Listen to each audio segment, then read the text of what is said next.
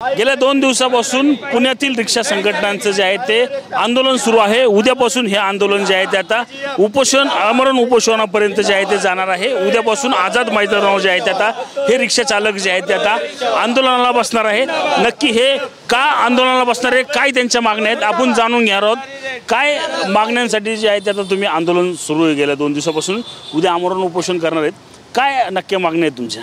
सध्या परिस्थितीमध्ये पुणे, मुंबई आणि नागपूरमधील जवळपास सर्व कॅब चालक आता बेमुदत बंदच्या आंदोलनामध्ये सहभागी झालेले आहेत। आज दुपारपासून रिक्षा चालकसुद्धा सहभागी होतील। 15 जुलै रोजी आझाद मैदानावरती हजारोच्या संख्येमध्ये रिक्षा आणि कॅब चालक संपूर्ण महाराष्ट्रातून आले होते आणि आम्ही सरकारकडे मागणी केली होती की जे सरकारी रेट आहेत, RTOचे रेट आहेत, ज्याला रोड ट्रॅफिक ऑथॉरिटी असे म्हणतात, जे रोड ट्रॅफिक ऑथॉरिटीने रेट दिलेले आहेत ते रेटच राज्यभर लागू असले पाहिजे, ते असावेत असं स्वतः माननीय आयुक्तांनी परिवहन विभागाचं आम्हाला पत्र दिलेलं आहे। परंतु गेल्या 10 वर्षापासून कुठल्याही प्रकारचं लायसन्स न घेता बेकायदेशीरपणे ओला उबेर रॅपिडो या राज्यात व्यवसाय करतात आणि त्या माध्यमातून ते फक्त ड्रायव्हर्सच नाही तर नागरिकांची पण लूट करतात। रोड ट्रॅफिक ऑथॉरिटीने जे फेअर काढलेले असतात ते WPI, CPI या सगळ्या गोष्टींचा शास्त्रीय अभ्यास करून ते फेअर काढलेले असतात। 32 रुपये MMRDA रिजनमध्ये मुंबईमध्ये आणि 25 रुपये पुणे शहरामध्ये ते रेट्स आहेत।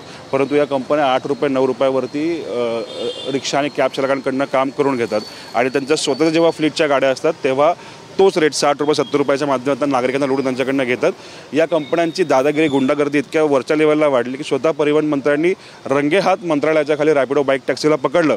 परंतु तरीही अजूनही रॅपिडो बाईक टॅक्सी आणि ओला उबरच्या बाईक टॅक्सी या राज्यामध्ये कार्यरत आहेत। या कंपन्यांवरती स्वतः परिवहन विभागाच्या अधिकाऱ्यांनी FIR दाखल केली आहे। रॅपिडोवरती 2 FIR आहे, परंतु तोच गुन्हा ते कुणालाही न जुमानता त्यांचा अजून चालू आहे। हीच व्यथा जी आहे तुम्ही सरकार दरबारी मांडली का? सरकार दरबारून सरकारी व्यवस्था असेल किंवा प्रशासनाकडून काय उत्तर आले या संदर्भात? गेल्या 4 वर्षापासून आम्ही विविध माध्यमातून, अर्ज निवेदनाच्या माध्यमातून ही व्यथा सरकारकडे मांडतोय। परिवहन विभागाचे अधिकारी गृह विभागाकडे बोट टाकतात, आम्ही त्यांना अर्ज दिला, आम्ही सायबर महासंचालकांना पत्र लिहिलं, पण ते ॲपवरती कारवाई करत नाही। गृह विभागाचे अधिकारी म्हणतात की यांनी आमच्याकडे येऊन FIR रजिस्टर केली पाहिजे। आता FIR रजिस्टर्ड केली आहे, परंतु जोपर्यंत ही दोन्ही मंत्रालय एकत्र येऊन काम करत नाही तोपर्यंत या बेकायदा कंपन्यांना कोणाचा वचक राहणार नाही आहे। परवासुद्धा आम्हाला जेव्हा मंत्री साहेब भेटले सदर विभागाचे प्रतापजी सरनाईक, त्यांनी पण उडवडीची उत्तर दिली आणि ते म्हणले की 10-15 दिवसांनी मी या विषयामध्ये बघेल। हे अत्यंत दुर्दैवी आहे। स्वतः रिक्षाचालक असलेले आमचे मंत्री आहेत प्रताप सरनाईकजी, या मंत्रिमंडळात 5 मंत्री आहेत जे पूर्वाश्रमीचे रिक्षा चालक आहेत, परंतु रिक्षा चालक आणि कॅब चालकांकडे त्यांच्यापर्यंत दृष्टिकोन हा अत्यंत वाईट आहे आणि कुठल्याही प्रकारे सहानुभूती नाही आम्हाला दिसत आहे आणि याचा आम्ही निषेध करतो। आपण पाहिलं जातं या आंदोलनादरम्यान काल दुर्दैवी अशी घटना समोर आली का रिक्षा चालकाने आत्महत्या केल्याचं देखील समोर आलं। कोण हा रिक्षा चालक आहे आणि काय त्याची पार्श्वभूमी? वसई विरारमधला हा कॅब चालक आहे सनई सनोज सक्सेना नावाचा। गेल्या अनेक दिवसांपासून तो डिप्रेशनमध्ये होता आणि त्याची जी परिस्थिती ती जवळपास सर्वच रिक्षा आणि कॅब चालकांची परिस्थिती आहे। या कंपन्यांनी आम्हाला आमिष दाखवलं, लाख रुपये तुमचा इन्कम होईल, तुम्ही कॅब विकत घ्या, तुम्ही रिक्षा विकत घ्या।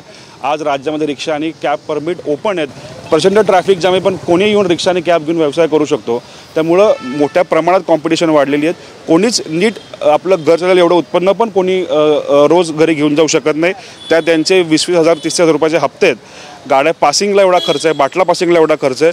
त्यामुळं ते प्रातिनिधिक स्वरूपात ते आत्महत्या झाली म्हणून ते समोर आली, पण अशा अनेक लोकांनी आत्तापर्यंत जीव दिलेले आहेत, अनेकांचे आत्तापर्यंत संसार उद्ध्वस्त झालेले आहेत आणि महाराष्ट्रातील मोठ्या संख्येने जर का बघितलं 20 ते 22 लाख युवक या व्यवसायामध्ये महाराष्ट्रात काम करतात आणि त्याच्याकडे सरकार पूर्णपणे दुर्लक्ष करत आहे। नक्कीच आपण पाहिलं तर पूर्वाश्रमीचे 4 ते 5 मंत्री जे आहेत ते या मंत्रिमंडळात रिक्षा चालक आहेत, तरीही हे मंत्री जे आहेत ते या रिक्षा चालकांकडे दुर्लक्ष करत असल्याचा आरोप जो आहे तो आता रिक्षा चालक संघटना असेल किंवा रिक्षा चालकांकडून या ठिकाणी झालेला आपल्याला एकूण पाहायला मिळत आहे। कॅमेरामॅन सुशांतसह मी रणजित जाधव, TV9 मराठी, पुणे।